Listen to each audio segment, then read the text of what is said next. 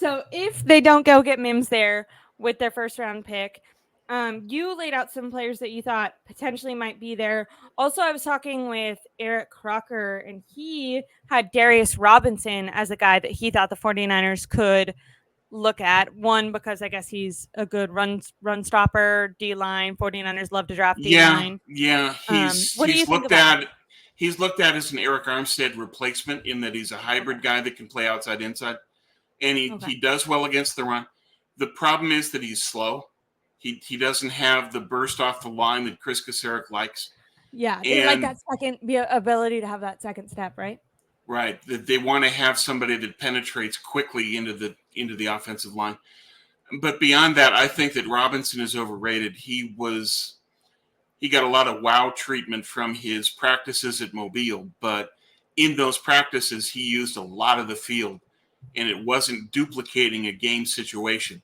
You know, he was beating his man by taking him wide and then beating him, and that's not something that he would be able to do in the NFL. Okay. So I think that people were overreacting to what Robinson did by not applying the NFL game context to his practices.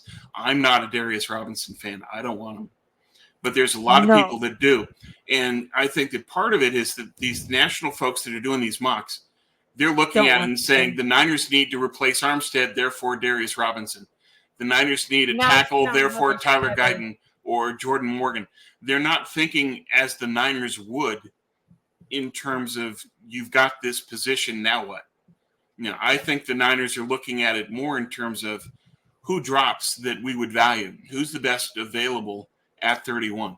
And I think that in that case, it's Jer'Jon Newton, the defensive tackle from Illinois, Kool-Aid McKinstry, the DB from Alabama. And I've heard about him before. And Cooper DeJean. He always sticks out to me because of his name. Yeah, great name. I mean, how can you beat a guy named Kool-Aid? and then Cooper DeJean from Iowa.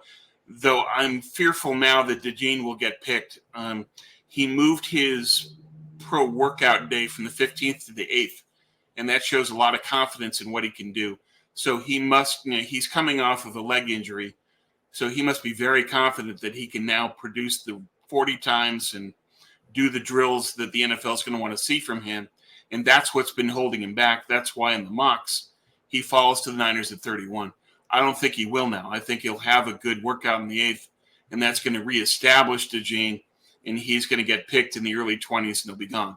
So for the Niners, I think that Newton and McKinstry are the guys that they're hoping will fall. And it's just a question of if they do. Can you starting with Newton? Could you tell me a little bit about him? He's a 3-tech, so he's just what you would expect from Armstead inside. He's quick. He's good against the run. He's fast. He's a little bit undersized in that he's only like 6'1", 6'2", but he has great legs. He needs to work on his lower body anchor. He needs to work on his moves a little bit. But in terms of just the general athleticism that he works with and his work ethic, that his motor is always running hot, that he's always disruptive, he's always making plays, that he's a guy that they would value. And then the concern is just, will he last to 31? In the current mocks, he goes usually in the low 30s. And in the top 50 rankings of big boards of various evaluators, Daniel Jeremiah from NFL.com, he had Newton at 32 on his latest big board from yesterday. So it's right on the cusp is that Newton might be there. And if he is, I think the Niners would look at him. McKinstry, he's a great cover corner. And I think that he's kind of underrated in that aspect because he doesn't have the blazing 40 time. But he's the kind of corner that the Niners are going to need going forward, is somebody that can cover and also defend against the run. Ennis Rekestra from Missouri is the best run defender. DeJean is number 2. So there's a couple of guys. Do you say that because you think the 49ers will eventually move off of Charvarius Ward? Because you said no, kind of no. Well, they've got a lot of people that are free agents, but they need a third defensive back. And what they specifically need is somebody that can play outside, stop the run, and blitz. And there's a couple of guys in the late first who could do that. DeJean would be the best at that. And then you have them on a rookie deal, which is incredible. That too. For a long time. Yeah, and Rekestra from Missouri is probably the best run defender, and he attacks the run. He's another guy that they could look at. The one that I hope doesn't fall to the Niners but might is Nate Wiggins from Clemson, who ran a 4.28.40, is really fast. And he now, can why cover. do you hope he but doesn't? he only weighs 173, 176. He doesn't invest in stopping the run. He can't blitz. And so that's not the kind of DB the Niners need. But a lot of mocks will have Wiggins as like a top 22, top 25 guy. So and he'll end up falling to the Niners at 31 because he's so light. The league is moving to simulated pressure and blitzing from your secondary. Wiggins doesn't fit that. And so he might very well end up dropping to the Niners at 31. And I think they'd end up passing on him because he's not the kind of DB they need. So I'm looking at this and saying that Jer'Jon Newton, Kool-Aid, McKinstry, those are the guys that the Niners are hoping will fall to them at 31. If they don't, they might end up moving out. And there's a lot of teams that will want to move into the first if they're looking at a quarterback and they want the quarterback to be drafted in the first round because you have an extra contract year if you're taken in the first. So Michael Penix, Bo Nix as the fifth and sixth quarterbacks. There's a lot of teams that might want to move into late first to get those guys.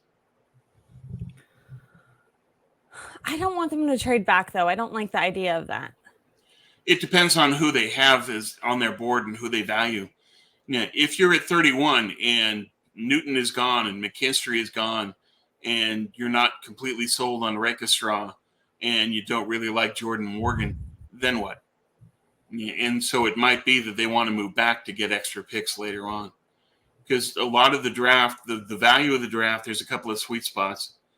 The top 50, between like 40 and 50, you get great value, good players. And we'll see what they do.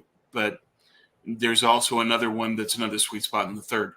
So there's players that they could value where they want to get two players instead of one. And they could do that by trading back. Okay.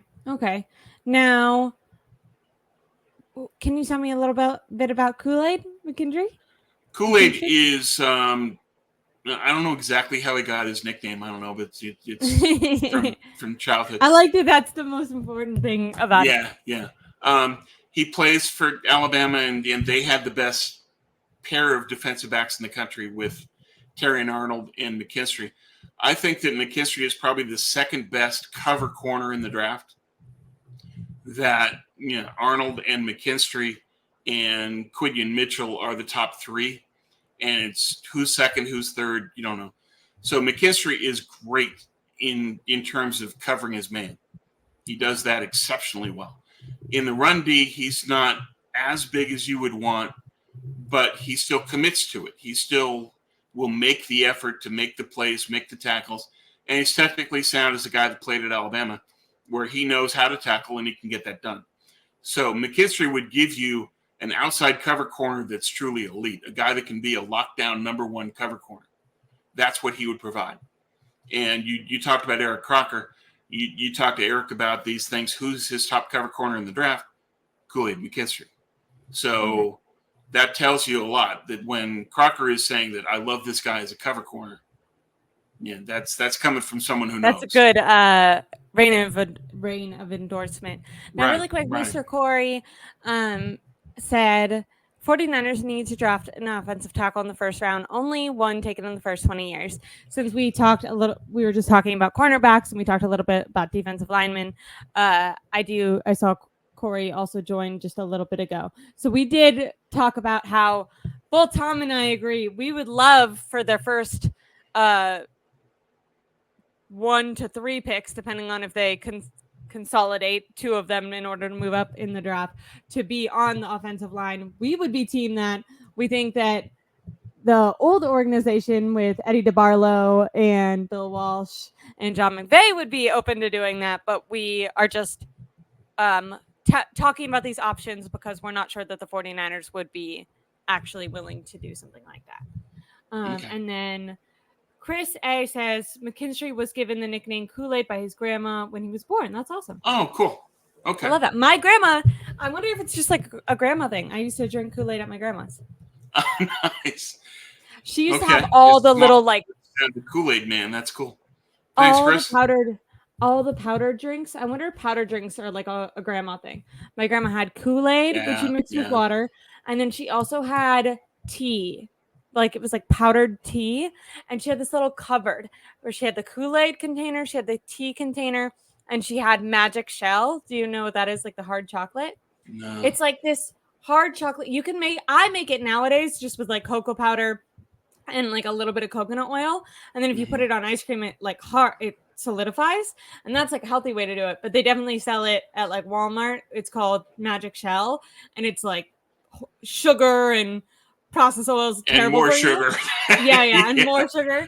And it was just in this cupboard. And I remember my grandma used to go take her bath before bed. And I would sneak into the kitchen. I would take spoons of this tea, right? You put one tea in like a giant tea container for like the whole family and you start in water. I would just shovel it in my mouth. I'd take the Kool-Aid, shovel it in my mouth, and then I would squeeze the Magic Shell in my mouth. And then grandma would be like, time for bed when she got out of the bath. And I'd be like, yeah. Like I'm gonna. But you're all wired on sugar. You're not going to bed anytime soon. Yeah. My grandma was the same way. We had Kool-Aid, and she would have the best cookies. She would just always have these great bakery cookies that were so good. Love them. Love that. Mr. Kool-Aid, can't trade up for Mims than Kingsley. No. Suamataia is. Let's put it this way. He was a 5-star recruit who went to Oregon. He couldn't make the field. He transferred to BYU because he couldn't break through. So that's one I'm example. like off of BYU players, although I do know Fred Warner, BYU player. Yeah. Fred was good. Yeah, but yeah. But then also Zach Wilson. Yeah. You gotta be careful. You gotta be careful with these BYU players. Yeah, to get an apples to apples, then there was a lot of people this time last year who were talking up Blake Freeland, who was another BYU tackle, highly athletic, but he bent at the waist, and the Niners said nope. And he went on to play in his rookie year and play poorly. And so how is BYU viewed in the NFL in terms of coaching up tackles? It's not that great. But for Suamataia, so he goes as a 5-star to Oregon, can't make the field. He transfers to BYU. Now he's a 5-star playing in the Mountain West, and he doesn't dominate. And so, again, it's a question of can he put it together? And the issues with him, with Kingsley, is just he still needs to get his technique down, and his technique just isn't there. And he's had 4 years. He has the 5-star pedigree. He has all the talent you would want and need, and he hasn't put it together. When is he going to do that? Will he do that in the NFL? Maybe. Not again. He's got some great tools. He was very good in the bench reps. He had 31 bench reps in Indy. He's got good speed. He's over 22 in the GPS. But was it you that was telling me though you don't want to fall in love with the combine stuff? You want to see what they were doing on the field. Yeah, you need to. Yeah, that's me. Because the problem is the combine can hide things that you only see in practices or games where it's. You get the one-on-one, then you see what they don't do well. And so for Kingsley, he can do the combine stuff well. But in his practices at Mobile, there's a lot of people that said he was beat by bull rushers. He was beat by lateral speed. So if he plays a guy that's faster or stronger, he loses. And in the NFL, that's most of the guys he'll face. Now, it could be that Kingsley can develop into a great tackle eventually. But he's had 4 years. He started at Oregon, and he failed. And then he went to BYU, and he failed. Now he's going to go to the NFL, and he's going to succeed. It's a risk. I wouldn't bet on it.